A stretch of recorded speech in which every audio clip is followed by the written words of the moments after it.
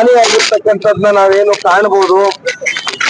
ಅದರಲ್ಲೂ ಕಲಬುರಗಿ ಜಿಲ್ಲೆಯಲ್ಲಿ 1,05,000 ಹೆಕ್ಟರ್ ಕೃಷಿ ಪ್ರದೇಶದ ಜಮೀನು ಸಂಪೂರ್ಣವಾಗಿ ಹಾನಿಯಾಗಿದೆ. ಅದರಲ್ಲಿ ಹತ್ತತ್ರ 58,000 ಹೆಕ್ಟರ್ ಪ್ರದೇಶ ತೊಗರಿ ಬೆಳೀತಕ್ಕಂಥ ರೈತರು ಈ ಭಾಗದಲ್ಲಿ, ಮತ್ತೆ ಉದ್ದು, ಹೆಸರು, ಮತ್ತೆ ಹತ್ತಿ, ಸೋಯಾಬೀನ್ ಇವೆಲ್ಲ ಸೇರಿದಂತೆ ಸಾಕಷ್ಟು ದೊಡ್ಡ ಮಟ್ಟದಲ್ಲಿ ಈ ಬಾರಿ ಪ್ರತಿ ವರ್ಷಕ್ಕೂ ನೀವು ಲೆಕ್ಕಾಚಾರ ಮಾಡ್ತಕ್ಕಂಥದ್ದಾದ್ರೆ ಈ ವರ್ಷ 50%ಗೂ ಹೆಚ್ಚು ಶೇಕಡ ದೊಡ್ಡ ಮಟ್ಟದಲ್ಲಿ ಇವತ್ತು ಮುಂಗಾರಿನ ಮಳೆ ಒಂದ್ ಕಡೆ ಕೃಷಿ ಪ್ರದೇಶಗಳು ಹಾನಿಯಾಗಿರ್ತಕ್ಕಂಥದ್ದು, ಜೊತೆಯಲ್ಲಿ ಜಾನುವಾರುಗಳು ಕೂಡ ಸಾವನ್ನಪ್ಪಿರ್ತಕ್ಕಂಥದ್ದು ಕೂಡ ಕಾಣ್ತಾ ಇದ್ದೇವೆ. ಅಷ್ಟೇ ಅಲ್ಲ, ರಸ್ತೆಗಳು ಜೊತೆಯಲ್ಲಿ ವಿದ್ಯುತ್ನ ಕಂಬ ಪಾಸ್ತಿಗಳಲ್ಲೂ ಕೂಡ ಸಾಕಷ್ಟು ಹಾನಿ ಉಂಟಾಗಿದೆ. ಜೊತೆಯಲ್ಲಿ ನಾನು ಬರಬೇಕಾದ್ರೆ ಒಂದು ಪತ್ರಿಕೆಯಲ್ಲಿ ಓದ್ತಾ ಇದ್ದೆ, ಕಲಬುರಗಿನಲ್ಲಿ ನಗರ ಪ್ರದೇಶದಲ್ಲೂ ಕೂಡ ನೀರು ಮನೆಗಳಿಗೆ ನುಗ್ಗಿ ಆ ಹೆಣ್ಮಕ್ಳೇ ಆ ನೀರನ್ನ ಹೊರಗಡೆ ಹಾಕ್ತಕ್ಕಂತ ಒಂದು ಫೋಟೋವನ್ನು ಕೂಡ ಪತ್ರಿಕಾ ಮಾಧ್ಯಮದಲ್ಲಿ ನಾವೆಲ್ಲ ಕೂಡ ಕಣ್ಣಾರೆ ಕಂಡಿದ್ದೇವೆ. ಈ ವಿಷಯಕ್ಕೆ ಸಂಬಂಧಪಟ್ಟಂತೆ ಇವತ್ತು ಜನತಾದಳ ಪಕ್ಷದ ಕಡೆಯಿಂದ ಜಿಲ್ಲೆಯ ನಾಯಕರು ಹಾಗೂ ಕಲ್ಯಾಣ ಕರ್ನಾಟಕ, ಕಿತ್ತೂರು ಕರ್ನಾಟಕ ಎಲ್ಲಾ ಕಡೆ ಸೇರಿದಂತೆ ಒಂದು ನಿಯೋಗವನ್ನ ರಚನೆ ಮಾಡಿ ನಾವು ಬಂದು ಇವತ್ತು ಈ ಭಾಗದ ರೈತರ ಪರವಾಗಿ ಇದ್ದೇವೆ ಅಂತಕ್ಕಂಥ ಧ್ವನಿಯಾಗಿ ಕೆಲಸ ಮಾಡ್ತಕ್ಕ ರೈತರ ಪರವಾಗಿ ಸದಾಕಾಲ ಅಧಿಕಾರ ಇರ್ಲಿ ಅಧಿಕಾರ ಇಲ್ಲದೆ ಹೋಗ್ಲಿ ನಮ್ಮ ಬದ್ಧತೆಯನ್ನ ತೋರಿಸಿದ್ದೇವೆ.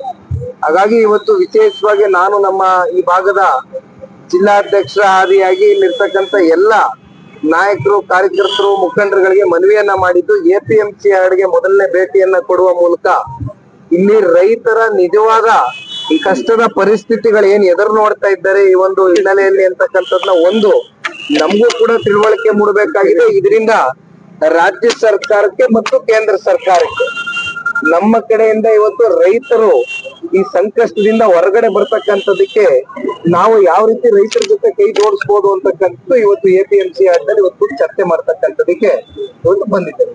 ಈಗ ಪ್ರಿಯಾಂಕ್ ಖರ್ಗೆ ಅವರು NDRF ನಾಮ್ಸ್ ಅಲ್ಲಿ ಪರಿಹಾರ ಕೊಡೋದಕ್ಕೆ ಕಲ್ಯಾಣ ಕರ್ನಾಟಕಕ್ಕೆ ಇವತ್ತು KKRDB 5,000 ಕೋಟಿ ಅಂತಕ್ಕಂಥದ್ದು ಉದ್ದುದ್ದ ಭಾಷಣ ಇವತ್ತೇನ್ ಬಿಗಿತಾರೆ ರಾಜ್ಯ ಸರ್ಕಾರ. ಇಂಥ ಸಂಕಷ್ಟದ ದಿನಗಳಲ್ಲಿ ಒಂದು ವಿಶೇಷ ಪ್ಯಾಕೇಜ್ ಕೊಡುವ ಮೂಲಕ ರೈತರು ಇವತ್ತೇನು ಸಾಲಗಾರರಾಗಿದ್ದಾರೆ ಆ ಸಾಲದ ಹೊರೆಯಿಂದ ಅವ್ರನ್ನ ಮುಕ್ತರಾಗಿ ಮಾಡ್ಬೇಕು ಅಂತಕ್ಕಂಥದ್ದಾದ್ರೆ ಅವರ ಸಾಲ ಮನ್ನಾವು ಕೂಡ ಈ ಸಂದರ್ಭದಲ್ಲಿ ಮಾಡ್ತಕ್ಕಂಥದ್ದು ರಾಜ್ಯ ಸರ್ಕಾರ ಒಂದು ಸೂಕ್ತವಾದಂತ ನಿರ್ಣಯ ತಗೋಬೇಕು ಅಂತಕ್ಕಂಥದ್ದು ನಮ್ಮೆಲ್ಲರ ಒತ್ತಾಯ.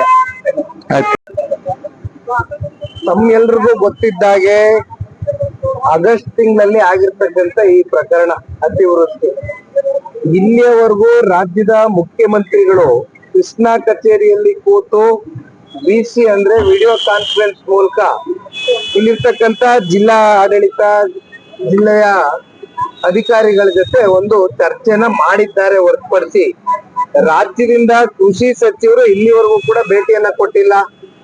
ಬಹುಶಃ ನಮ್ಗೆ ನಿಮ್ಗೆ ತಿಳಿದ ಮಟ್ಟಕ್ಕೆ ಸಂಸದರು ಕೂಡ ಏನು ಹೆಚ್ಚಾಗಿ ಈ ವಿಚಾರಕ್ಕೆ ಸಂಬಂಧಪಟ್ಟಂತೆ ಬಂದು ರೈತರ ಸಂಕಷ್ಟವನ್ನ ಆಲಿಸಿಲ್ಲ.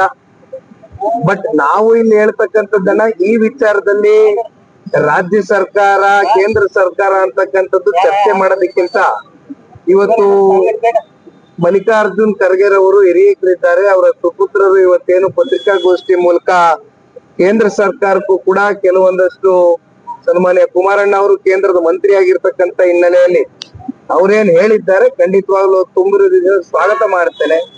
ರೈತರ ವಿಚಾರ, ರೈತರು ಒಂದು ಮೆಮೊರಾಂಡಮ್ ಕೂಡ ಕೊಡ್ತಕ್ಕಂಥದಕ್ಕೆ ಕೇಂದ್ರ ಸರ್ಕಾರ ಗಮನ ಸೆಳೀತಕ್ಕಂಥದಕ್ಕೆ, ಅದರಲ್ಲೂ ಸನ್ಮಾನ್ಯ ಕುಮಾರಣ್ಣ ಅವರು ಈಗಾಗಲೇ ರೈತರ ಪರವಾಗಿ ನಮ್ಮ ಹಳೆ ಮೈಸೂರು ಪ್ರಾಂತದಲ್ಲಿ ತಂಬಾಕು ಬೆಳೆಗಾರರು ಸಂಕಷ್ಟದಲ್ಲಿದ್ದಾಗ ಖರೀದಿ ಕೇಂದ್ರಗಳನ್ನ ಓಪನ್ ಮಾಡಿರ್ತಕ್ಕಂಥದ್ದಷ್ಟೇ ಎಲ್ಲ ಸಂಪೂರ್ಣವಾಗಿ ಖರೀದಿ ಮಾಡ್ತಕ್ಕಂಥದ್ದಕ್ಕೆ ಆದೇಶವನ್ನು ಹೊರಡಿಸಿದ್ದೇವೆ.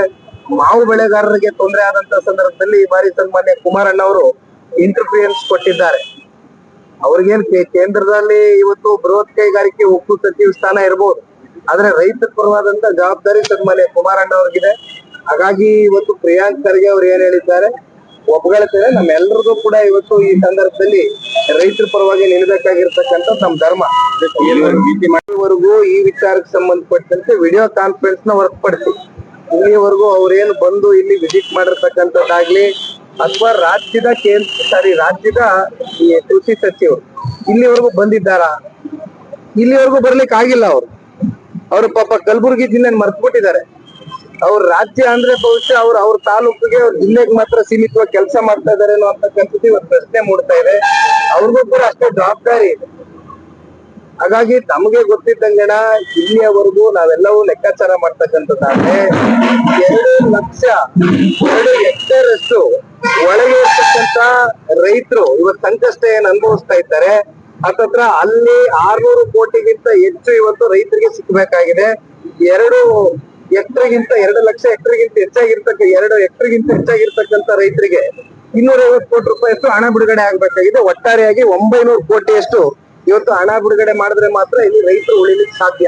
ಮಾಸಾಗಿ ಇಡೀ ರಾಜ್ಯ